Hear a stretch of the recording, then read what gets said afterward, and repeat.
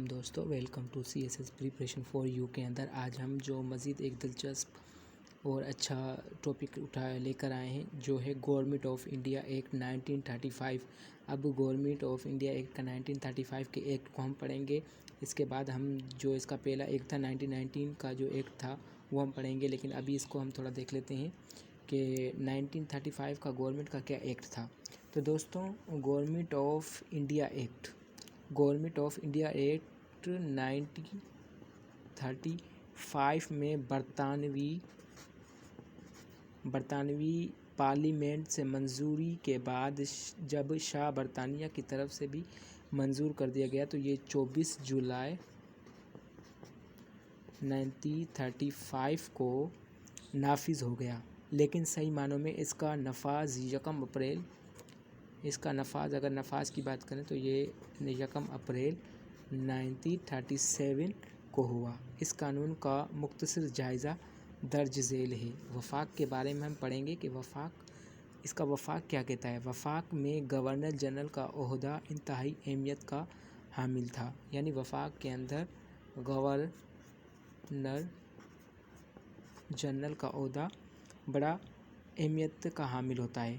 Governor general 3 اہم چیزوں کی نمائندگی کرتا ہے۔ پہلی صورت میں وہ تاج برطانیہ کا نمائندہ تھا۔ کس کا تھا؟ تاج برطانیہ کا نمائندہ تھا۔ دوسری، داخلی امور، یہ تو پہلا تھا، اب دوسرا کیا ہے؟ داخلی امور کا ناظم، اور تیسری، ہندوستان کی انتظامیہ کا سربراہ۔ ہندوستان کی انتظامیہ کا سربراہ۔ یہ وفاق کے اندر جو گورنر جنرل ہوتا ہے اس کے ہاتھ میں یہ 3 چیزیں ہوتی ہیں۔ پہلا تاج برطانیہ، دوسرا، پہلی صورت میں وہ تاج برطانیہ کا نمائندہ، دوسری صورت میں وہ داخلی امور کا ناظم، تیسری صورت میں وہ ہندوستان کی انتظامیہ کا سربراہ اعلیٰ، اور اسے شاہ انگلستان وزیر اعظم کے مشورے سے مقرر کرتا تھا۔ اچھا دوستوں، یہ وفاق کے بارے میں تھا۔ اب ہم اس کو دیکھیں گے گورنر جنرل کے کیا اختیارات ہوتے ہیں۔ گورنر جنرل کو ہر طرح کے انتظامی، قانونی، مالی اور عدالتی اختیارات حاصل ہوتے ہیں۔ کون سے؟ پہلے نمبر پر اس کو انتظامی، دوسرا کیا تھا؟ قانونی، تیسرا کیا تھا؟ مالی اور عدالتی۔ یہ 4 چیزیں اس کے اختیارات کے اندر ہوتی ہے۔ انتظام کو دیکھنا، قانون کو دیکھنا، مالیت کو دیکھنا اور عدالت کے اختیارات کو دیکھنا، جن کی مختصر تفصیل اس کے بعد ہم کریں گے۔ اچھا، اب انتظامی اختیارات کا کیا ہوتے ہیں؟ گورنر کے انتظامی اختیارات کے اندر یہ ہوتا ہے کہ گورنر جنرل شاہ انگلستان کے مشورے سے صوبوں کے گورنر کی تقرری اور بذات خود ڈپٹی گورنر کی تقرری کرنے کا اختیار رکھتا ہے۔ یعنی یہ جو تقریریں ہوتی ہیں، یہ بذات خود ڈپٹی گورنر کرتا ہے، یعنی اس کا حق بھی رکھتا ہے گورنر جنرل۔ ٹھیک ہے، یہ اس کے اندر انتظامی صورتحال آ جاتی ہے۔ دوسرا اس میں کیا تھا کہ شاہ انگلستان کی منظوری سے لیفٹیننٹ گورنر کا تقرر اور ان کی انتظامی کونسل کے اراکین کی نامزدگی اور اس کونسل کے نائب صدر کا تقرر نیز ریاستی کونسل کے صدر کی نامزدگی کرنا ہوتا ہے۔